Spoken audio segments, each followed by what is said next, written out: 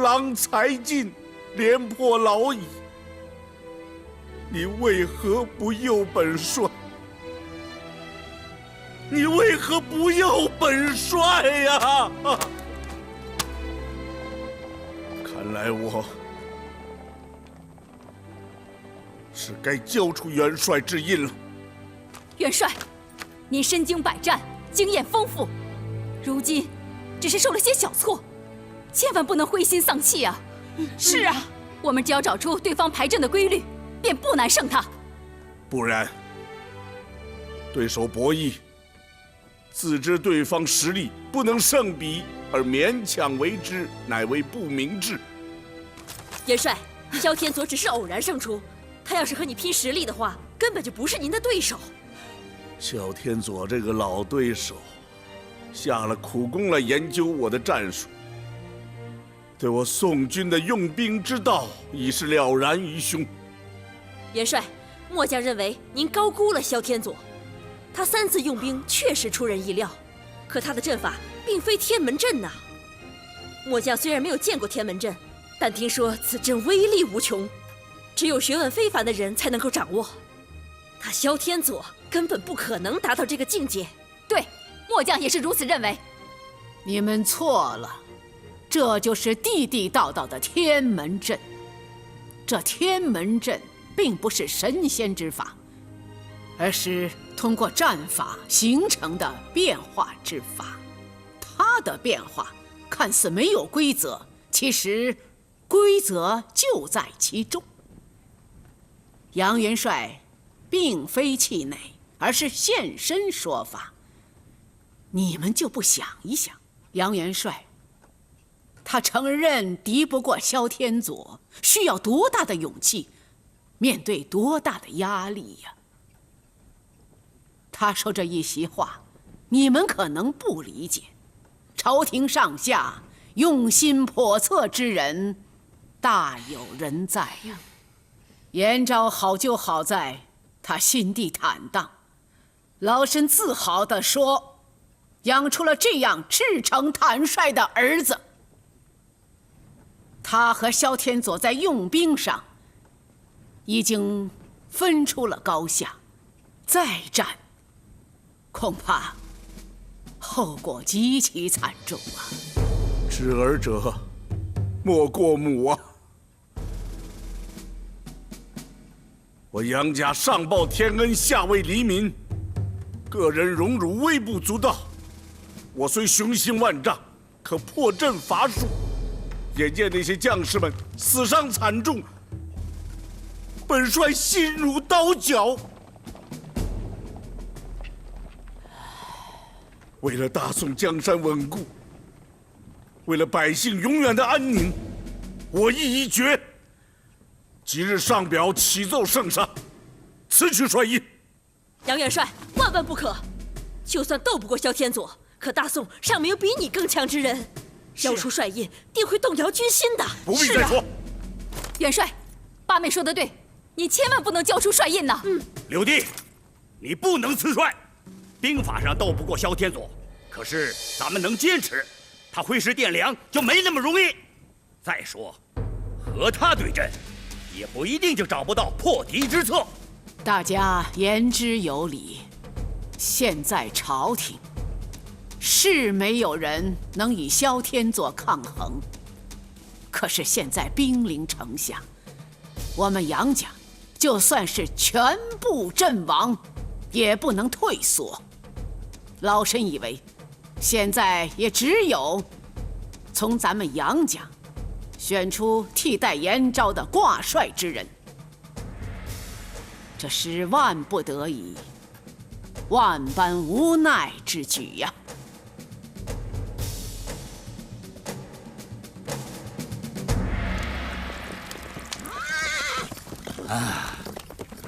这3仗让我们看到了美好的前景。过去本帅不敢妄言，可是通过这3次交战，我充满了信心。他们可能会想出对策，可那对策也离不开老套路。是啊，是啊，只要咱们攻破3关，挥师南下，就势如破竹。元帅，我们大败宋军，明天即可攻城啊！对呀对呀，元帅，你看，现在我们将士们都跃跃欲试啊，急不可待了。先不忙着攻城，先调养几日。元帅，作战讲究一鼓作气，停下来岂不是错失良机啊？是呀是呀，哎呀，哎，本帅与杨彦昭博弈，其实高低已心知肚明。哎，现在他很为难，再战他会输得一败涂地，不战他也会自乱。正因如此，咱们应该立刻进攻啊！不，兵法上讲，切忌逼对方做困兽之斗。当年韩信把楚军逼到河边，向后撤了数里。如果我们现在进攻，宋军肯定会奋力拼杀，背水一战，这样我们的损失也会很惨重。那元帅，你意如何？宋军将帅已知杨彦昭不是本帅的对手，士兵早晚也会明白，当他们对宋军将领不满的情绪在军中蔓延，他们便会自乱。那时候我们再攻城，他们就没有能力抵抗了。咱们都是久经沙场之人，3战皆败，军心大损。此时，如果能选出一个灵活应变之人挂帅，破辽才有希望。我是个将才，冲锋陷阵不用说，让我挂帅，实在难当。副帅，要不让孩儿挂帅？萧天佐对孩儿不甚了解，说不定能够出奇制胜。我孙儿勇气可嘉，可是你用兵还太循规蹈矩，而且变化不大。萧天佐既然能够研究透你爹的战术，对你用兵也会做出推测和判断。您太小看孙儿了，孙儿一战定能让您老服气。奶奶不否认孙儿已可能一战即胜，可是对萧天佐，你是忽略不得，否则你不可能成为一名常胜将军。可是奶奶，娘说的对啊，你用兵受奶奶和父帅的影响颇深，难脱其咎啊。这么说，咱大宋真找不出预辽之人了？现在有一人能与萧天佐抗衡，老身估计，他若出马，定能跟萧天佐匹敌，或者说，他的计谋更胜萧天佐一筹。只是老身怕你们不服气。谁呀？谁呀？谁呀？您说，您是说桂英？娘，你这是开玩笑吗？桂英她还没正儿八经打过仗呢。难道你忘了，他几次让宗保和咱们杨家人受挫，并将你擒落马下？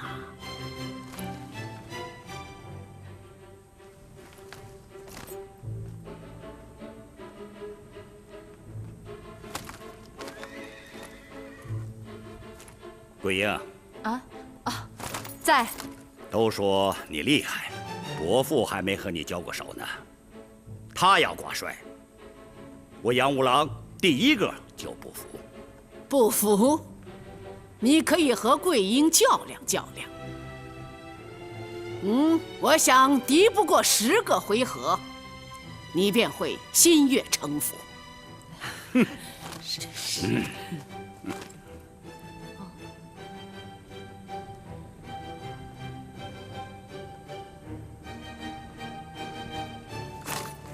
娘，我们知道您心疼宗保，更宠爱桂英。可是，桂英毕竟年纪尚轻，她是战胜宗保，也让我们杨家众将受挫。可那毕竟是小打小闹，如今是大规模作战，先不说她能不能担此重任，就是这阵势，她也未必见过。你如此抬举他，真是言过其实了。是言过其实了，我们什么阵法没见过？桂英啊，毕竟年轻，经验不足。就是啊，先不说这变化莫测的阵法和阵势，恐怕他连想都不曾想过吧。娘，您再宠爱宗宝和桂英，也不能拿千军万马当儿戏。娘，儿媳一向崇拜您，可这次儿媳对您的意见却不敢苟同。儿媳不在乎谁当元帅，在乎的是千军万马和大宋江山的命运。我同意大嫂的意见，选帅要选出有经验和德高望重之人。是这个桂英虽然极聪明，可是她的经验和在军中的影响都不如我们啊。对呀，是。既然你们不服，那你们不妨跟桂英较量较量再说呀。较量就较量。孙媳不敢造次。大战当前，何为不敢造次？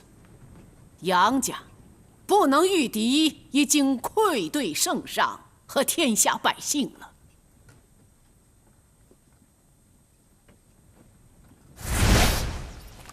开始！这，桂英，伯父会手下留情。伯父，您这双斧有降龙木作把，斧落之处所向披靡。您可千万别因为我跟宗宝恩爱，您手下留情啊！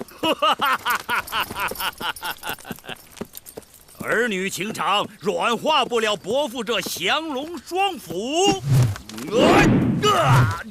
伯父，您尽管来吧。穆桂英是打不还手，骂不还口。这是比武，不是比嘴，快使出你的招法！那您可小心您手中的双斧。双斧正在伯父手上。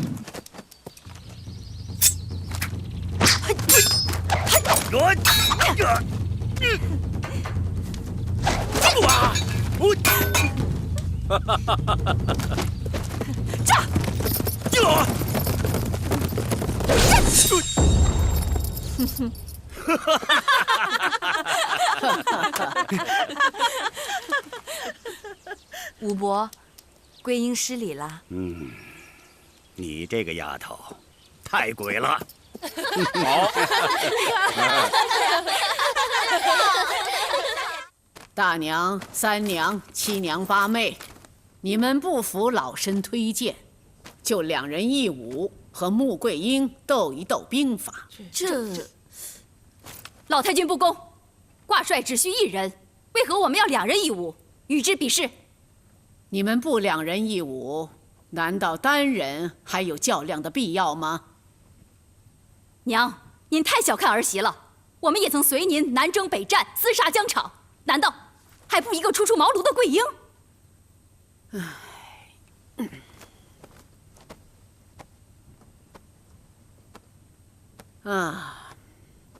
你们用兵比不上五郎吧？五郎都没有战过桂英，你们单人胜负不是显而易见吗？娘，2人1武就2人1武。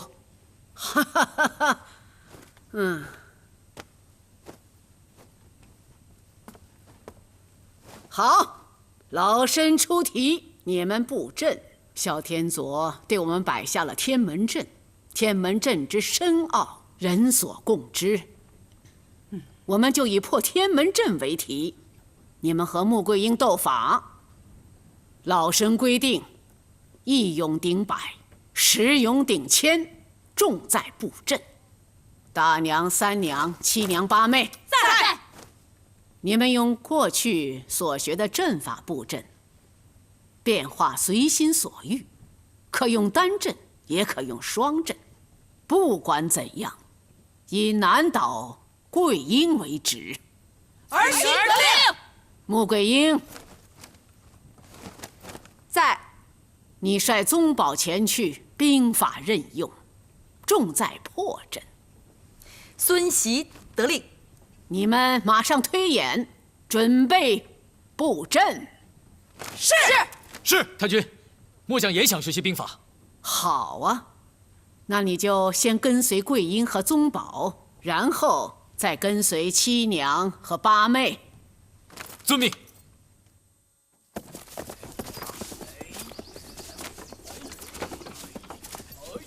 说实话，何为天门阵？天门阵如何布阵？我心里一点谱都没有。不过我知道，咱们的经验比他多，经验就是优势。我们不能太循规蹈矩，让他摸到规律。不会的，我们一定要吸取六弟的经验教训，变换思路，他就摸不准我们了。说得好。哎，你打算如何布阵？依我看，天门阵不过是把过去所有阵法合在一起加以变化。哎，我们不妨给穆桂英来一个双阵并用。好，对呀，主意不错。你说哪双阵？我们先给他来个太阴阵。太阴阵。不行不行不行，得废了。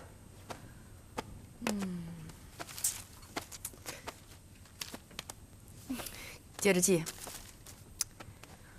我第一回合先……你怎么了？这儿痒。什么痒痒的呀？哪儿？痒。啊！天窗！赶紧卸甲。少将军，我都痒了一天了。千万不能挠啊！不挠痒啊！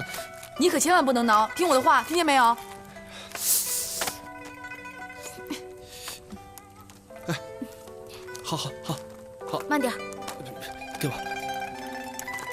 这是我在木克寨自己研制的百消丹，外消痤疮，内解百毒，可神着呢。你还会这个呢？有点疼啊，你可忍着点啊，别用手碰啊。别动，弄完了千万别捂着，你知道吗？桂英啊，这敞着呀，好得快。你听我说，这个三娘虽然不如大娘大度，可是呢，比她聪明，在排兵布阵上，往往是出其不意，你可得多提防。知道了。你呢，脑子清醒，还懂得一些兵法，但是像这样大规模的排兵布阵，你知晓多少？我爹那可是北汉的名将呢，而且我从小在军营里长大的，我懂得多少？岳父大人虽然是一代名将，可是他没有跟辽军交过战，恐怕有些阵法都不实用。我们小姐学过《孙子兵法》，通晓36计，还跟山谷道人学过五行八卦呢。哟，你还学过道家学说呢？哟，我还学过道家学说呢。切，哎呀，我那个时候就是觉得呀好玩儿，可是越学呢，我就越觉得有意思、有道理。哎，那你赶紧跟我说说，这道家学说最主要的是什么？其实就是变化。变化。哎，你知道那个阴阳太极图是什么意思吗？我知道一点，但是我不是很明白。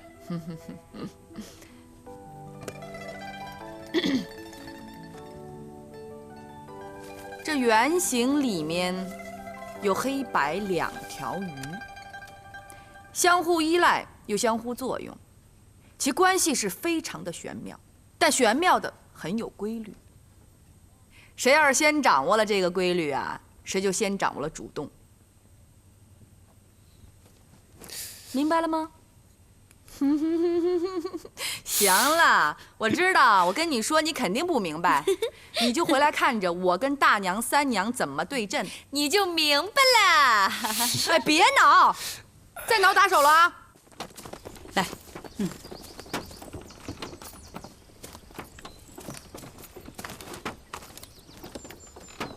这是我们，对面是穆桂英。所谓太阴阵，就是道士的呼风唤雨之法，利用黑云密布之时，大风向对方猛烈地吹去，我们就凭借风势和黑云的气势，向对方逼压，对方会感到恐惧。顺风的时候，我方人马前进的速度就会加快，箭能射到150步，而对方却睁不开眼睛，所以也射不出箭。之所以我们给穆桂英用太阴阵，是因为这小丫头稚嫩，我们先从意志上摧垮她。好，夫人，可是穆桂英非常聪明，她要是想出对策呢？这个不用担心，你大娘早就已经筹划好了。穆桂英面对太阴阵，她必然束手就擒。这就是你们交战的沙场，到底谁胜谁负，交战后便知分晓。你们还有什么疑问吗？没有。好，那你们就分别到东西两侧运气去吧。遵命。请。请。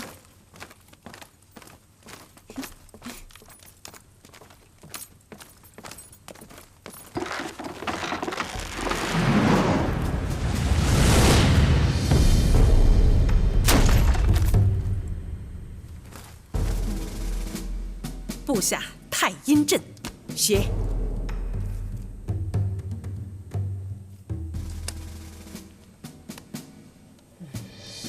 给。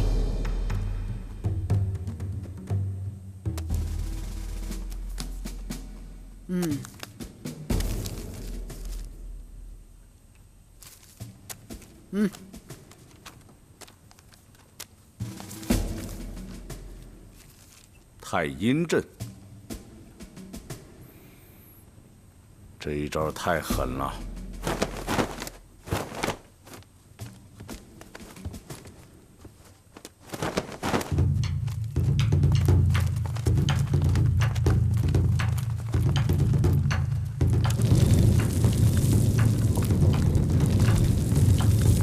上来就用雷霆万钧之势攻击，这刚出山的小丫头肯定被吓毛了，别说交战了。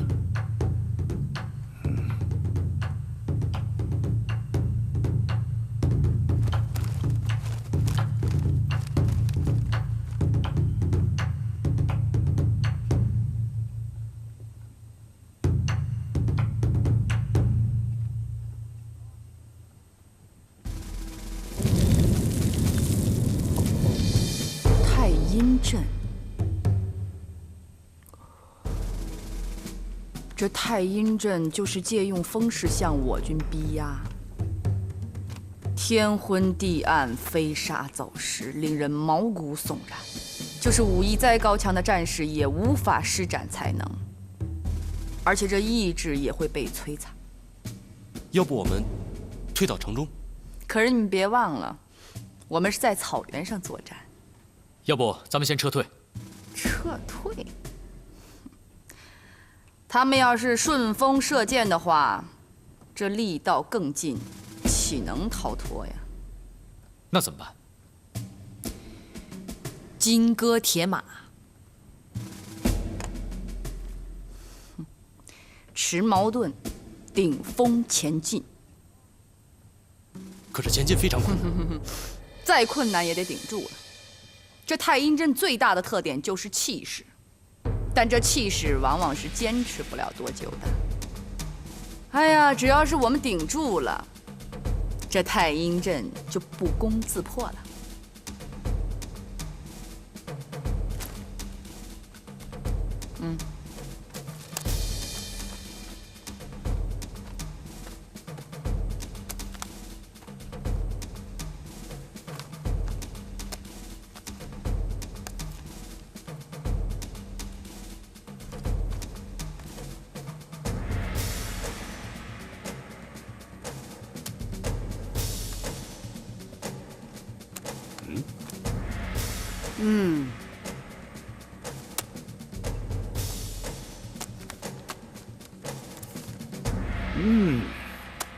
这小丫头脑子还真好使。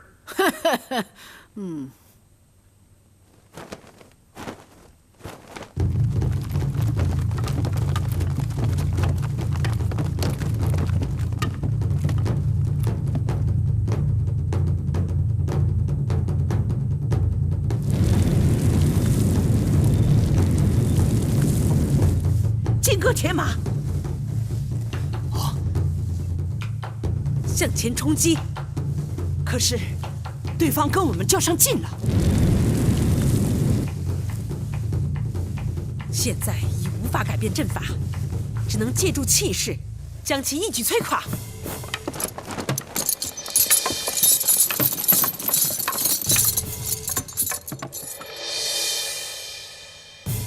迅速向前挺进，从中间撕破个口子。这样对方的气势可就没了。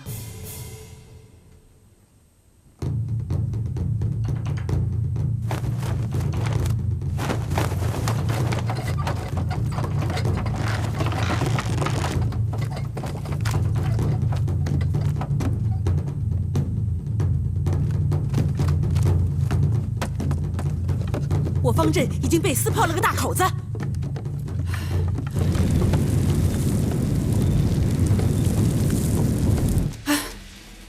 马上顶住！末将认为，先率3000人马前去厮杀。末将觉得也是。与之厮杀，我方的优势就不存在了。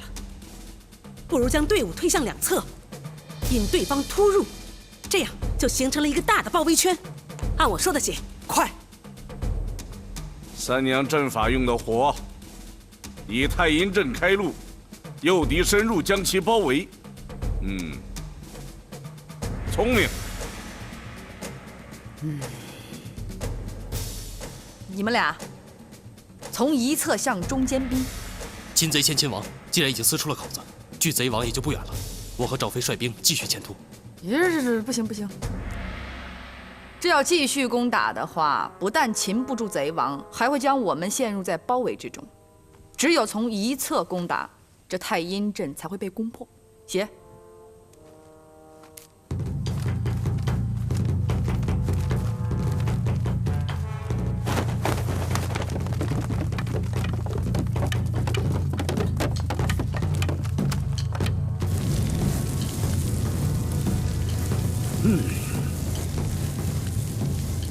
你看桂英他们怎么不攻击对方首领？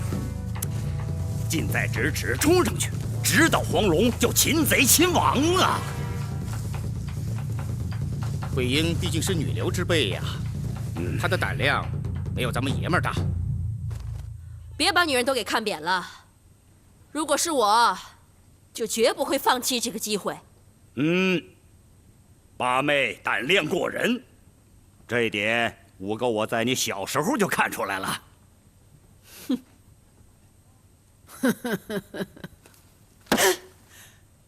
对方从侧翼进攻，把我们的队伍断成了2截，而且正对我们进行分割包围。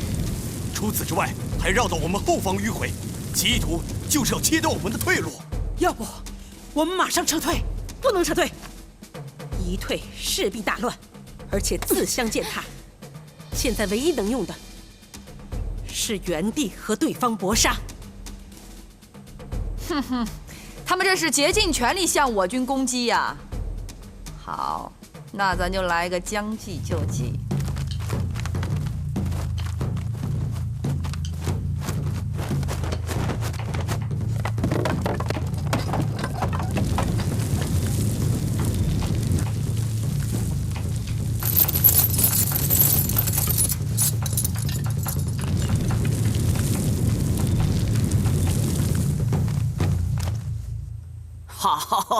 好啊！娘，这是什么阵法？这是太阴阵和地陷阵的合用啊！三娘可谓用心良苦。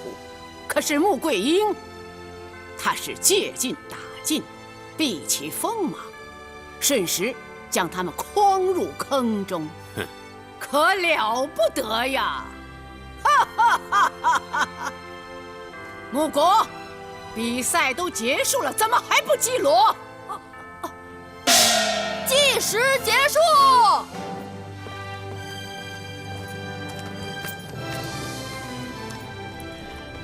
老太君，大娘、三娘，你们太阴阵、地陷阵合用，确实出人意料。就是用兵高超之人，也很难破解。不过，桂英啊，你跟老身说说，你是如何看透了太阴阵后还隐藏着地陷之阵？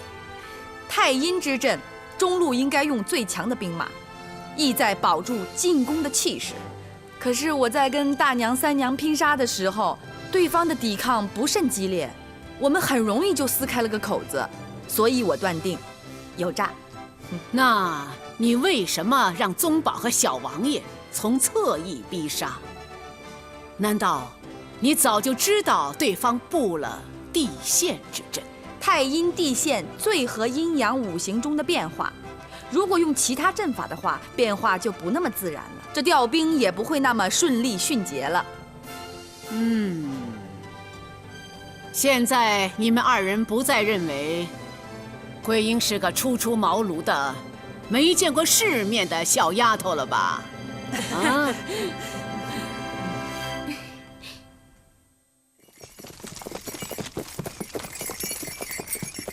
桂英能胜大嫂、三嫂给我们敲了警钟，再看清她就太不明智了。是啊，哎，小王爷，你和桂英打过不少交道，你给我们说说她的特点。特点？不按常规出牌。对，这个特点主要表现在她对战术的判断和反应上。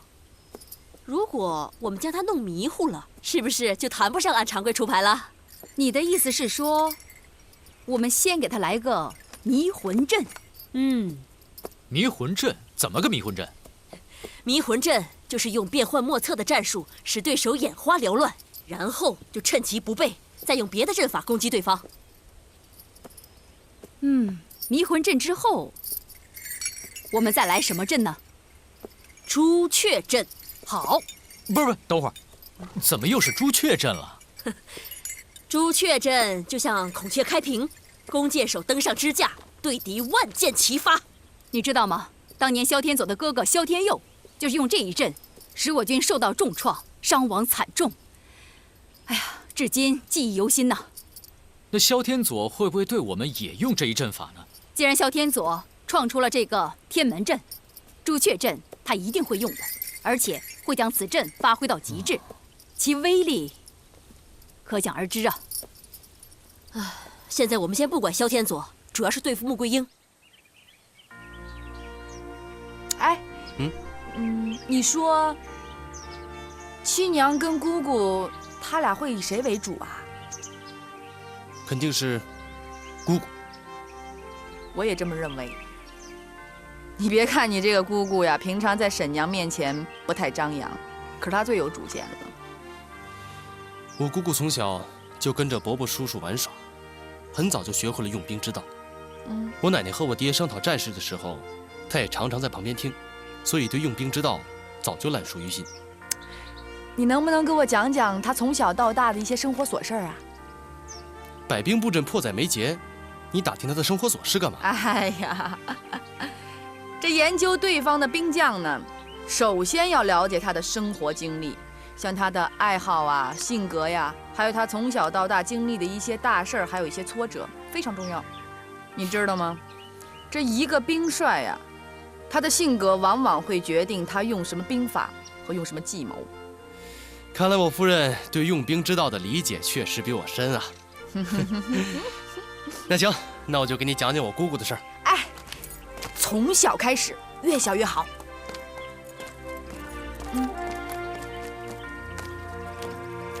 明天就要和七娘和姑姑对阵了，你用什么阵法？到现在还没有告诉我呢。你这个姑姑呀，经历的事儿太多，而且呢，学的东西又杂。我真有点理不出头绪了。如果想不出，明天不如摆开常用的阵法，到时候再想对策。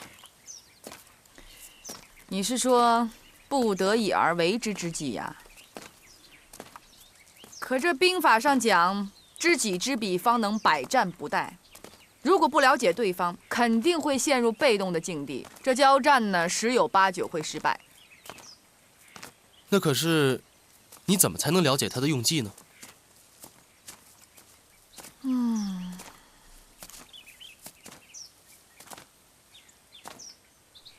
哎，你今天晚上到奶奶那儿吃饭吧？为何？我呢，想单独的好好想想。行。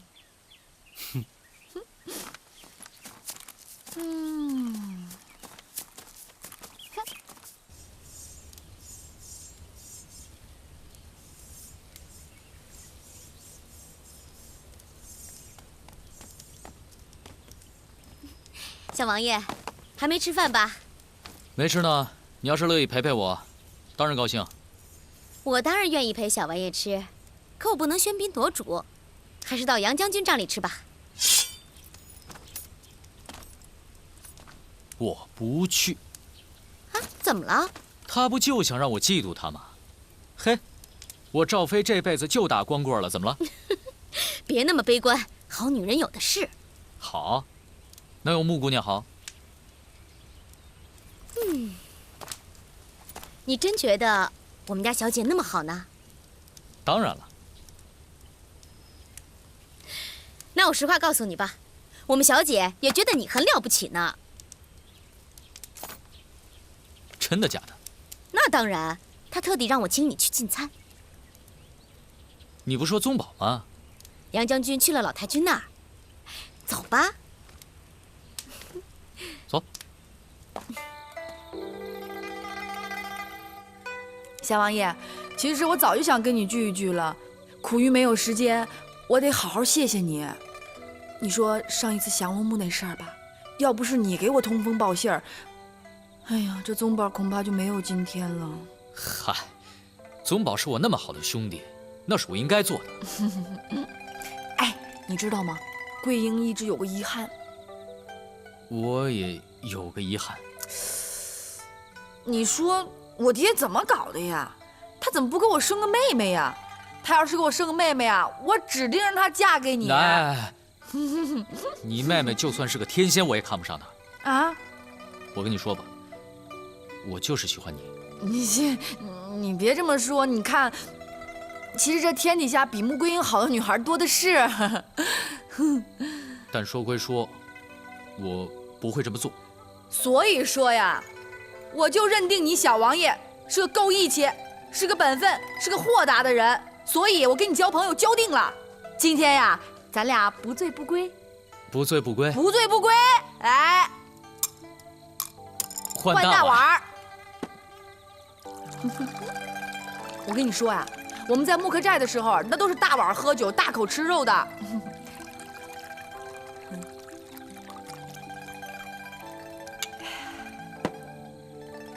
小王爷，穆桂英，谢谢您了。干！干！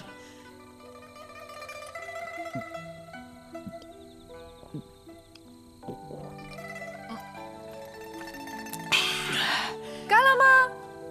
干了。没干。最后一口。好样的！来，彩云上酒。娘，您跟我和七嫂说说同桂英交战之事。哎呀，我女儿想从老身这里得到点儿用兵之法。娘，我和八妹呀，不是想让你帮我们出谋划策，我们呐，只想听你讲讲您和穆桂英作战的经过。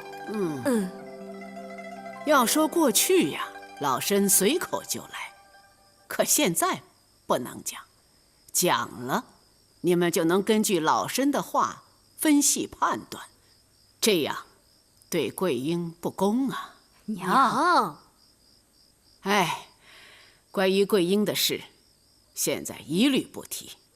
等你们比完阵法，老身会详细的讲给你们听。